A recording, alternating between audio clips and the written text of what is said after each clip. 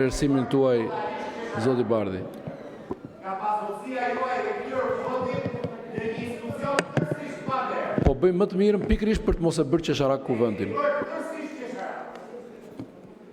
Zoti kryetar, problemi është për procedurë jepet para fjalës diskutimit dhe nuk është këtu çështje e kompetencës tënde, ja dhash fjalën ose ja dhash fjalën. Ka një rregullore dhe duhet më jep fjalën për procedurë.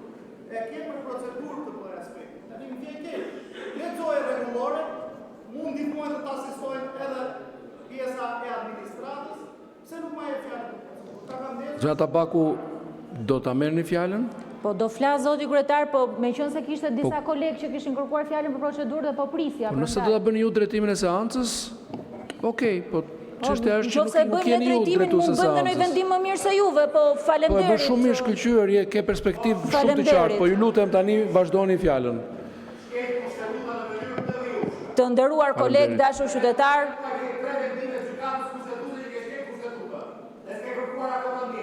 Bardhi, lejoni zonjën Tabaku të mbaj fjalën e vet. të nderuar kolegë, të dashur qytetar, unë e di që në këtë parlament nuk kam asnjë vlerë, as rregullori, as kushtetuta, nuk kam asnjë vlerë, as vendimi gjykatës kushtetuese, nuk ka asnjë vlerë as fjala, po pavarësisht kësaj unë do ta vazhdoj diskutimin për sa i përket korporatës investimeve. Unë nuk pres që askush këtu të mbaj përgjegjësi, as kryeministri, as ministrja në fund ditës, por edhe si detyrim ndaj qytetarëve, besoj që të gjithë kanë interes për të diskutuar për një çështje që ka vite që kërkojmë transparencë. Evolucioni i qeverisë socialiste mund të përmbledhet me një fjali të vetme, nga korrupsioni i vogël te korrupsioni i madh, te kapja e shtetit, tek privatizimi i shtetit. Korporata e investimeve është një nga mekanizmat kryesor të privatizimit të shtetit. Kjo korporat është një mekanizëm personal, privat, për të zotruar, për të manipuluar dhe për të përvetësuar pronën publike. Korporata e investimeve nuk ka lindur si një nevojë ekonomike, nuk ka lindur as si një nevojë e kërkesë e investitorëve. Justifikimi për të tërhequr investitorët huaj ishte vetëm fasada për të mbuluar ngritjen e një shteti privat brenda shtetit. Kur shumica socialiste miratoi ligjin për krijimin e korporatës së investimeve, ne paralajmëruam se misioni i kësaj strukture ishte pikërisht tjetërsimi i pasurisë kombëtare, duke anashkaluar ligjet, kontrollin parlamentar dhe transparencën publike. 6 vjet nga krijimi i korporatës është bërë e qartë për të gjithë, sepse qeveria shqiptare zgjodhi një ligj special, një ligj tjetër special për krijimin dhe funksionimin e korporatës. Tashmë është e qartë për të gjithë, pse qeveria donte të krijonte një mekanizëm për të anashkaluar ligjin e prokurimit publik. Qeverisi duhej një hapësirë ku nuk ishte garë, ku nuk ka tendera publik, ku nuk ka transparencë, nuk ka llogaridhënie. Prandaj korporata është përjashtuar nga ligjet publike me vendim të shumicës parlamentare, po të njëjtës që është dhe sot. Ligji i prokurimit publik, procedura publike dhe transparenca janë zëvendësuar me pazaret e errta, në të cilët qeveritarët përmes korporatës sillen sikur pronat e shqiptarëve janë pronat tyre private. Sot çdo shqiptar kërkon të di cili është inventari i plot i pronave publike që janë dhënë kësaj korporate për t'i transformuar në ortakrime privatët. Cila është vlera e tregut e të gjithë aseteve publike që janë në dispozicion të korporatës investimeve.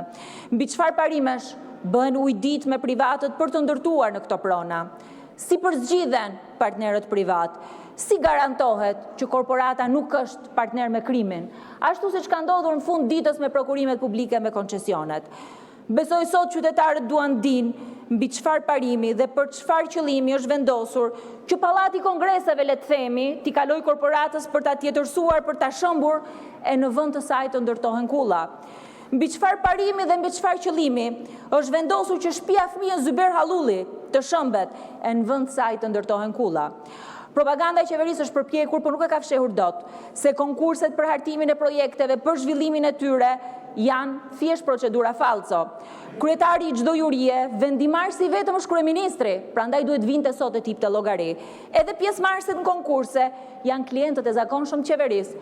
Nuk ka absolutisht asgjë të re, asnjë oponencë, asnjë transparencë. Akoma më keq për zgjedhja e investitorëve që do të zbatojnë këto projekte, e gjitha bëhet në errësirë, pa procedurat sakta, pa procedurat qarta.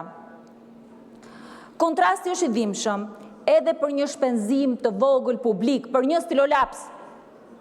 Kërkohet procedurë, kërkohet garë, kërkohet transparencë. Po për tjetërsimin e pronës publike, të ndërtesës publike, të aseteve strategjike, është vendosur një standard tjetër, speciale kanë quajtur, standardi special, që i shërben vetëse interesave private. Pyetja është e drejtë për drejtë, kush mban përgjegjësi për vendimet e korporatës? Kujt i jep llogari bordi i saj? Kuvendit, qytetarëve, apo vetëm kryeministrit? Si auditohet korporata? Si ushtrohet kontrolli publik dhe financiar mbi korporatën? Sa është numri punonjësve? Sa janë pagat e tyre? Sa është buxheti i korporatës? Sa janë shpenzimet e korporatës, po të ardhurat e saj? Pse nuk botohen bilancet? Pse nuk botohen raportet periodike vjetore? Të nderuar koleg, çështja e korporatës investimeve nuk është vetëm një çështje e pasurisë kombëtare të shqiptarëve. Po, është çështje e pasurisë, po jo vetëm e saj. Nuk është vetëm një çështje e integritetit qeverisjes. Po, është një çështje për integritetin e qeverisjes, po jo vetëm e saj. Nuk është vetëm as çështje e modelit ekonomik, sepse sot Shqipëria nuk ka model ekonomik më. Nuk ka më asnjë parim bazë mbi të cilën funksionon ekonomia shqiptare. Ajo është çështje e lidhur edhe me procesin e integrimit dhe me detyrimet që ka Shqipëria në këtë proces edhe me marrëveshjen e stabilizim asocimit, konkurenca lirë, integriteti i prokurimit publik, aksesi i lirë i bizneseve, edhe ato të Bashkimit Evropian, në tenderat publike, janë detyrime madhore që ka Shqipëria, se integrimi në fund ditës nuk janë vetëm pralla që i tregojnë studentëve, nuk janë as ligje që miratohen thjesht në letër, po janë pikërisht këto standardet e garës, standardet e meritokracisë, standardet e tregut hapur, standardet e konkurrencës, që i kanë mbyllur syt e nuk po i lën as të zbatohen në tregjet, në sektorët kryesor, po as këtu, ku ndahen të gjitha pagar. Sot askush nuk thot dot nëse ka një investitor të vetëm të Bashkimit Evropian që ka përfituar një kontratë nga kjo korporat. Edhe më gjërë, a ka në investitor amerikan, apo perëndimor që ka përfituar një projekt nga kjo korporat? Apo korporata është ndërtuar pikërisht për t'i mbajtur larg investitorët europian, investitorët perëndimor? Korporata është ndërtuar pikërisht për klientët e qeverisë për interesat e tyre. Ligj mbas ligji që nga investitorëve strategjik te paketa maleve, nga portet tek aeroportet, nga korporata e investimeve tek agjencia që do të menaxhojë akshin, po krijojnë ishuj paligjshmëria, ishuj korrupsioni, po korporata e investimeve qëndron në krye të kësaj piramide si instrumenti kryesor që përvetëson pronat publike e i ndan ato tek pushteti. E ftoj ministren t'i përgjigjet qoftë njërës nga këto pyetje. Faleminderit.